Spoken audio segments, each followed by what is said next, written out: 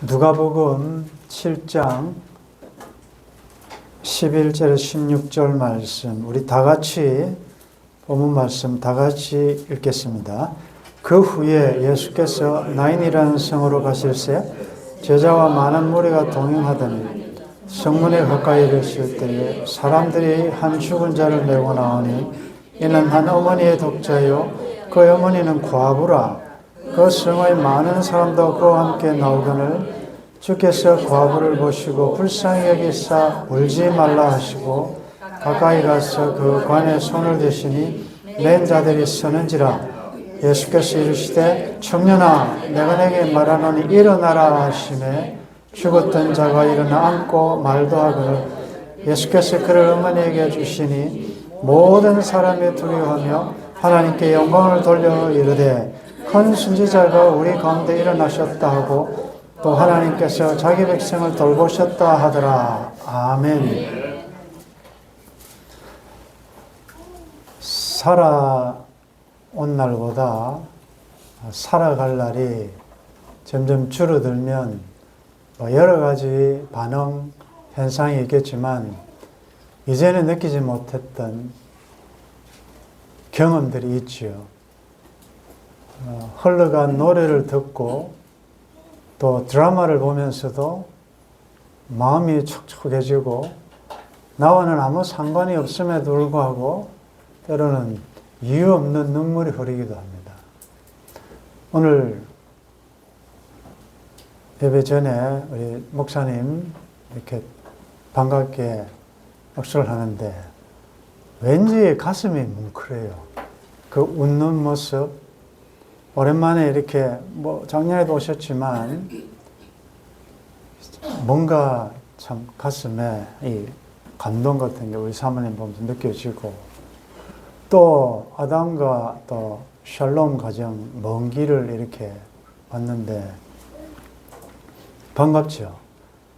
근데 문제는 만나면 참 반가운데 또 조금 있으면 헤어지거든요. 생각할 필요가 없지만은 있을 동안만이라도 즐거워해야 되는데 그게 됩니까? 조금 있으면 가지. 떠나고 난 다음에 그 아쉬움과 섭섭함 이런 것들이 자꾸 생각이 든단 말이죠. 그래서 참 이별은 어떻게 보면 참 아픕니다.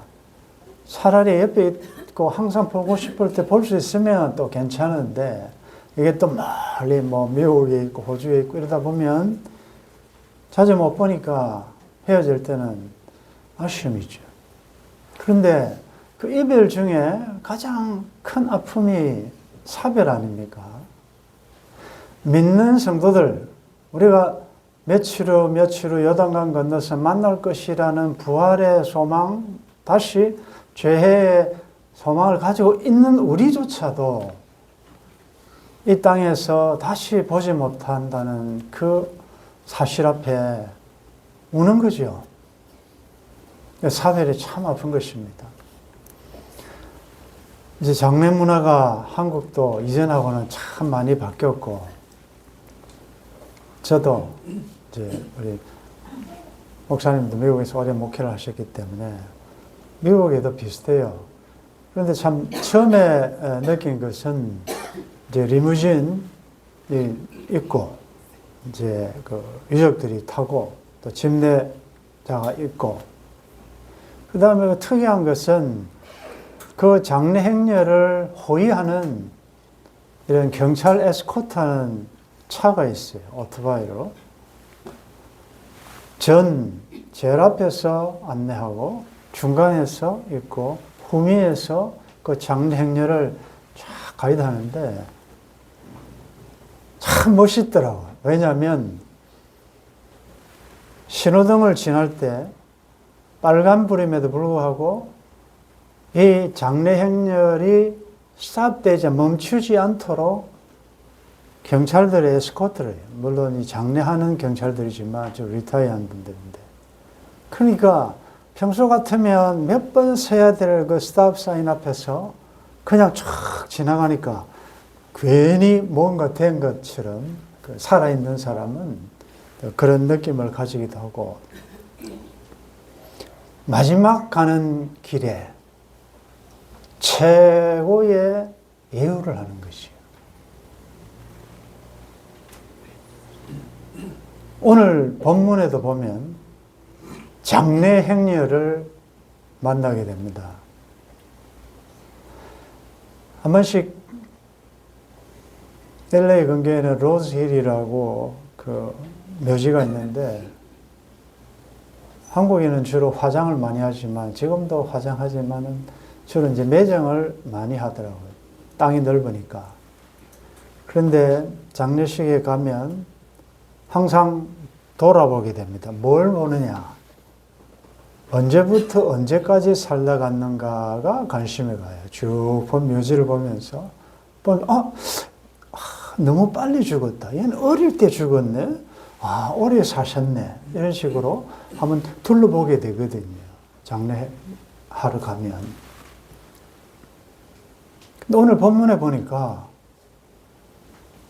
나이도 그렇게 많지 않은 젊은 청년이 죽어서 그 청년의 장례 행렬에 많은 사람이 따라가는데, 자, 청년이 죽었다는 것도 아쉬운데, 이 보니까 이 장례를, 그리고 이 시신을 묻어야 될 사람은 누구냐 하면 엄마인데, 엄마는 또 과부라, 과부. 당시에 1세기에 과부와 또 아이, 남편이 없다. 절대적인 보호를 받아야 될 이 과부 아닙니까?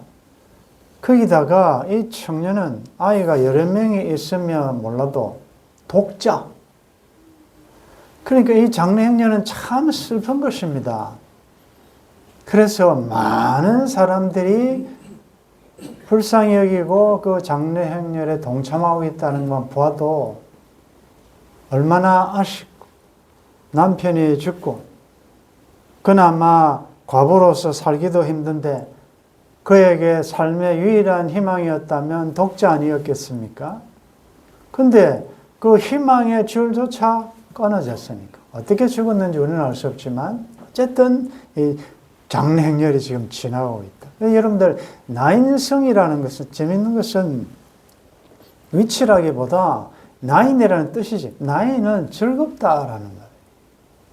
그 즐거움의 도성이어야 할 그 즐거움이 단절되고 슬픔으로, 비통으로 바뀌고 그곳에서 장례 행렬이 쭉 나오고 있다.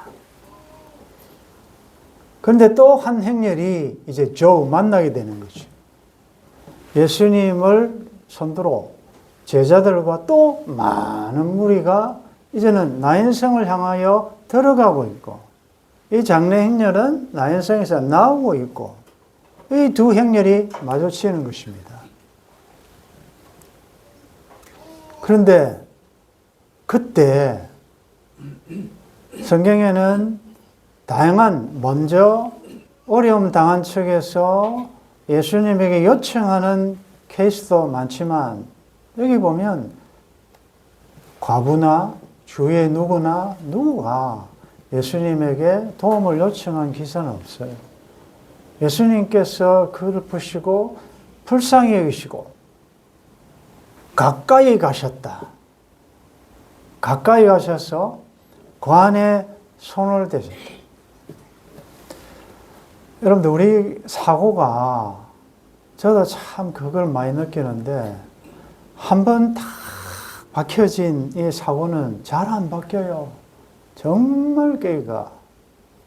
그러니까 우리가 예수 믿는다고 하지만, 이 새 술은 새 부대에 넣어야 되고, 그 평창하고 무한한 넓고 높고 깊은 하나님의 진리를 담아내려면 한없이 내 마음이 그리스도의 마음을 소유해야 되는데, 때로는 너무나도 편협한 율법적인 이런 마음에 딱 갇혀 있으면 담을 수가 없어요. 진리보다도 내 경험과 내 생각과 나의 논리를 더 우선시할 수가 있거든요. 저도 한 번씩 제가 집례할 때도 많았지만 이제 위로하는 입장에서, 청중의 입장에서 어떤 목사님은 관에다가 손을 딱 대고 이렇게 기도하는 모습을 볼 때 나 그거 이해하기는 어려웠어요. 왜? 우리는 죽으면 이미 영과 육이 분리되어 영은 돌아갔는데 그게 무슨 거기다가 뭐 안수하듯이 하느냐. 그런 좀 약간 반감 같은 게 있었는데, 이 말씀을 보니까, 그런 무슨 의미가 있을까? 물론 뭐 유족들을 위해서 하는 어떤 제스처겠지만, 예수님께서 가까이 가서 그 관에 손을 대시고 말씀하십니다. 청년아, 내가 내게 말하노니. 자, 한번 따라하겠습니다. 일어나라. 이것은 그의 어머니의 요청도 아니고 그 누구의 믿음을 보시고도 아니고 그냥 예수님께서, 또 다른 기적에는 하나님의 권능을 힘입어라는 말씀도 있지만 여기는 예수님의 신적 권능으로 일어나라. 꼭 살아있는 사람, 자고 있는 사람에게 일어나라 말씀하는 처럼 하신다고. 일어나라. 청년아, 내가 내게 말하는 일어나라. 그러니까 죽었던 자가 일어나 앉고 말을 한다. 여러분들, 자, 이건 팩트 아닙니까? 많은, 나인으로 예수님 따라가는 제자들과 동행하는 무리도 현장에 있었고, 장례 행렬로 따라가는 무리들도 지금 다 보고 있는 것입니다. 일어나 앉아 말을 한다. 그리고 예수님께서 그 청년을 어머니에게 주셨다. 자, 약간 옆으로 우리가 한번 적용해 보면, 여러분들, 사람마다 우리 각자 개인을 향한 하나님의 소명, 사명, 뜻은, 섭리는, 개별 섭리는 다 다릅니다. 어떨 때는 기적을 보여주시면서 너는 나를 따르라 라고 제자로서의 부르심, 전도 선교적인 사명으로 부르심도 있지만 또 문화적인 사명으로 너는 생육하고 번성하여 너의 삶의 현장에서 삶을 통하여 하나님께 영광 돌리는 문화적인 사명도 있거든요. 여러분들이 다 신학교에 갈 필요가 없어요. 여러분 다 목사가 되어야 될 이유가 없고, 평신도라는 말이 정확한 표현은 아니겠지만 평신도로서 여러분들은 삶의 현장에서 보내신 받은, 나를 이리로 보내신 분은 하나님이시라. 아멘. 바로 그것이 선교 현장이에요. 오늘 예배 마치고 모이는 교회에서 예배 드리고 이제 흩어지는 교회로서 여러분들 직장이나 가정이나 그것이 다 선교의 현장이다. 예수님께서 그 청년 보고, 자, 너 이제 내가 너를 살렸으니까 너 나 따라오라. 그렇게 하지 않으셨습니다.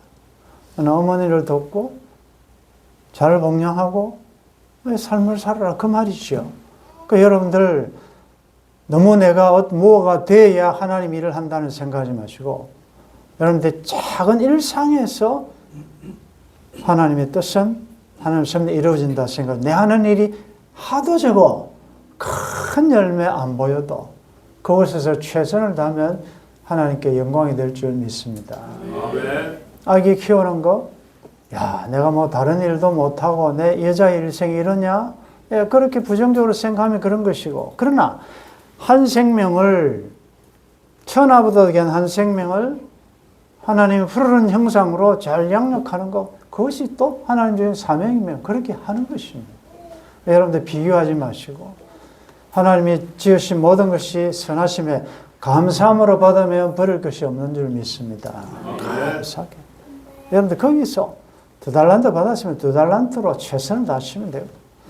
1달란트면 그것까지, 하나님 꼴랑 이거밖에 안 줍니까? 저기는 저렇게 많이 줘놓고 나의 이게 뭡니까? 라고 비교할 필요가 없어요. 우리 형제 자매들도 마찬가지예요. 내 친구들은 뭐 스펙이 좋고 뭐 금수저니 뭐니, so what? 흑수저, 뭐가 흑수저입니까? 우리가 금수저 아닙니까? 우리 아버지가 하늘에 계신 아버지 아닙니까? 모든 것을 가지신 분이 아닙니까? 그 하늘 아버지가 나의 아버지라고 생각한다면 뭐 세상에서 잘 나가는 동창 친구들 부모 잘 만나서 부러워할 필요가 없다는 거죠. 당당할 수 있기를 바랍니다. 이 사건의 결론은 모든 사람이 두려워하며 하나님께 영광을 돌려 이르되, 하나님께 결국은 이 죽은 자의 삶의 사건은 하나님께 영광으로 돌아갑니다. 우리가 먹든지 마시든지 무엇을 하든지 하나님의 영광을 위해서 해라 그랬지 않습니까? 자, 그럼 여기서 오늘 이 말씀을 정리하며 우리에게 적용할 포인트는 뭐냐? 그건 지난주에 주신 학개서. 기억하시죠? 하나님께서 학개 선제를 통하여 제사장에게 율법에 대하여 물은 두 가지 질문을 기억하십니까? 제가 다시 한번 읽어드리겠습니다. 학개서 2장 12절에 11절 만군의 여호와가 말하노니 너는 제사장에게 율법에 대하여 물어 이르기를 사람이 옷자락에 거룩한 고기를 쌓는데 그 옷자락이 만일 떡에나 국에나 포도주에나 기름에나 다른 음식물에 닿았으면 그것이 성물이 되겠느냐? 야, 자, 여러분 대답하십시오. 성물이 됩니까? 안 됩니까? 어째 그래 한 명도 일주일밖에 안 지났는데 다시요. 사람이 옷자락에 거룩한 고기 성물을 쌓는데 그 옷자락이 만일 떡에나 국에나 포도주에나 기름에나 다른 음식물에 닿았으면 그것이 성물이 되겠습니까? 안 되죠. 네. 그것은 거룩은 전염이 안 된다 그랬죠. 그 다음 두 번째 질문. 학개가 이르되 시체를 만져서 부정하여진 자가 만일 그것들 가운데 하나를 만지면 그것이 부정하겠습니까? 네. 부정하지요. 예, 죄의 전염성. 시체라는 것은, 죽음이라는 것은 죄의 값 아닙니까? 죄의 사성 사망이니까. 그러므로 그 시체를 그래서 나시린들에게는 시체 만지면 안 됩니다. 머리도 깎지 말고 포도주나 독주 마시지 말고 시체는 죄의 상징이니까. 자, 그렇다면 지난주에 주신 그 학개에게 하나님께서 의도하신 바 너희들이 아무리 종교행위하고 엄청난 제물을 드린다고 한들 수십 년 예수 믿고 모태신앙이고 다 해봤자 그것이 거룩해지지 않는다는 것이죠. 여러분들이 그냥 종교행위고 왔다 갔다 하는 거지 여러분들의 삶 자체가 변화된 정말 하나님이 원하시는 참 예배자로서의 사람이 되지 않는 한 그 외에는 다 성가대가 엄청나게 많든 뭐 음악을 많이 하든 많은 예물을 드리든 하나님이 그런 거 가져오지 말라고 그러잖아요. 그것이 말라기의 결론 아닙니까? 성전문 닫아라. 내가 언제 뭐 피를 주어하더냐 뭐 천천의 기름과 만만의 이런 제물들을 내가 원했느냐 마당만 밟을 뿐이라 그렇지 않습니까? 시체 만지면 안 된단 말이에요. 그런데 예수님께서는 지금 그 시체가 들어있는 관을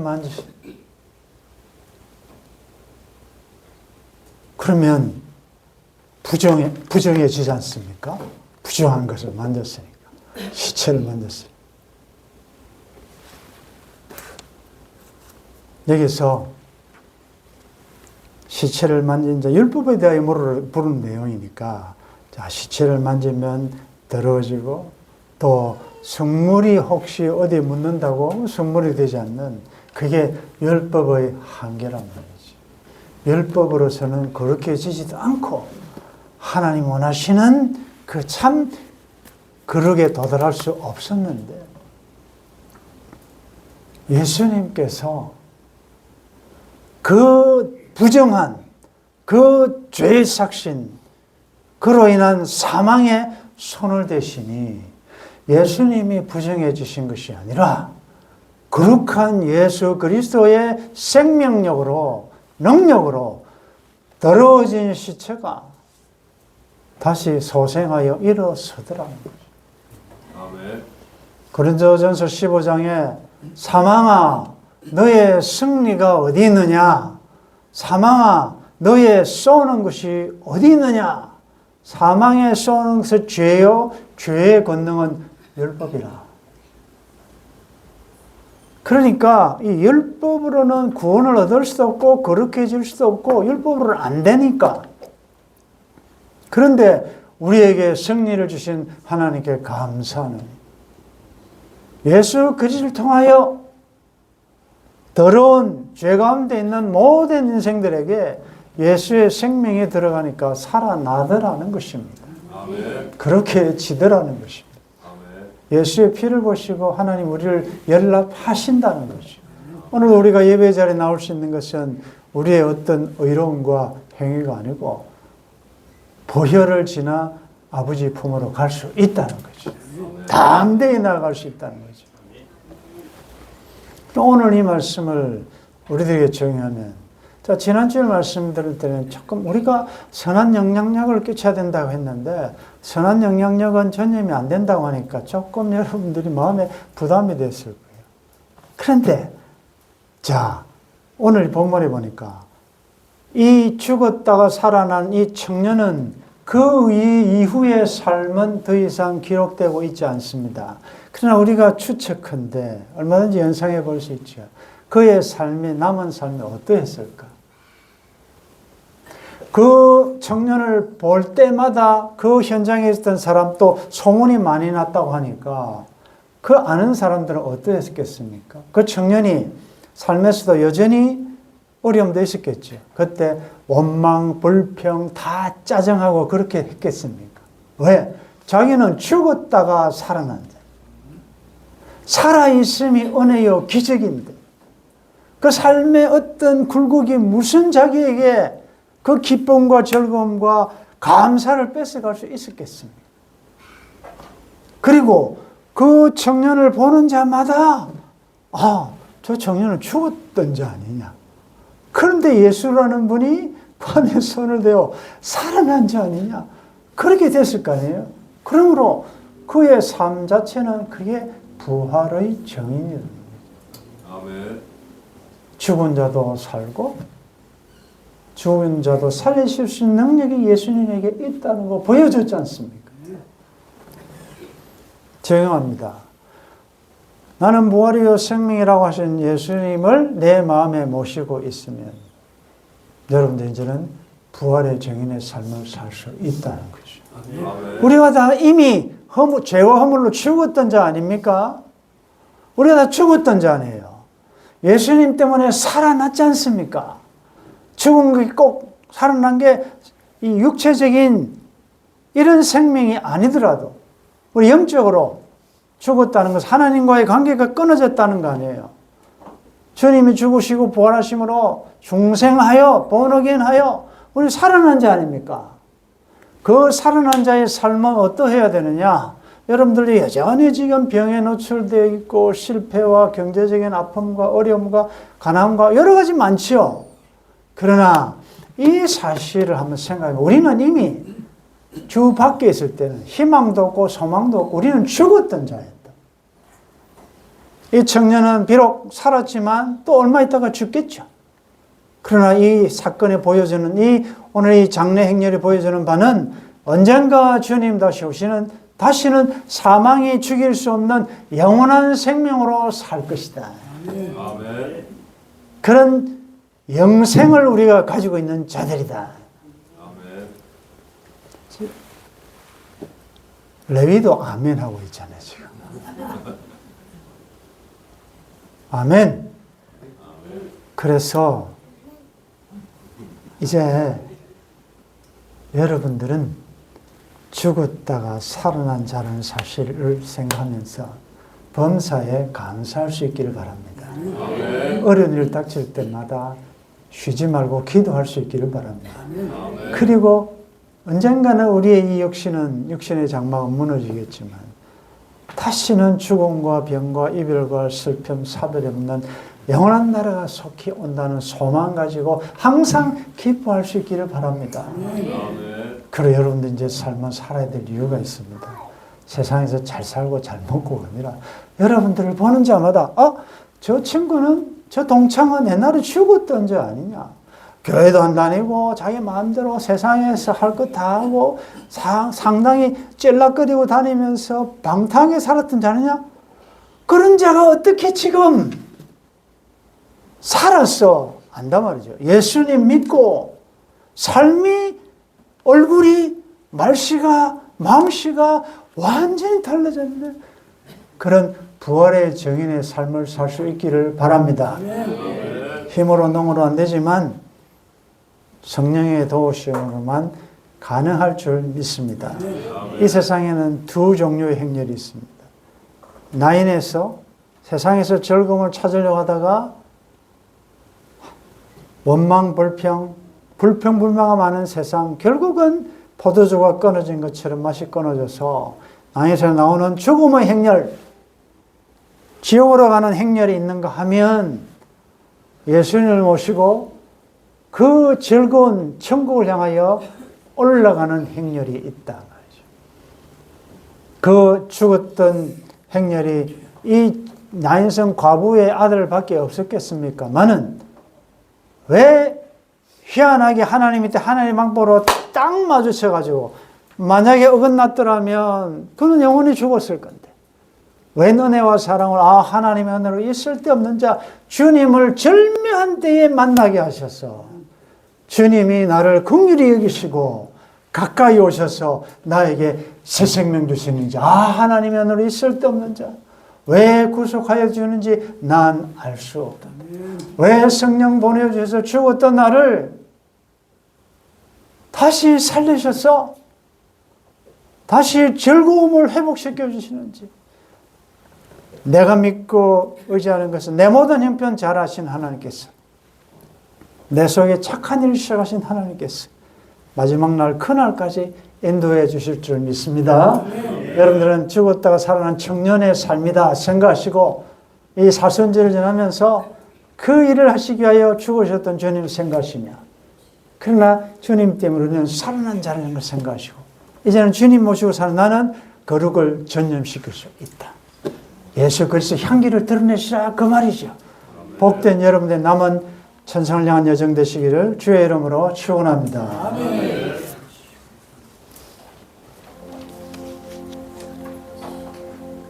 언젠가는 한번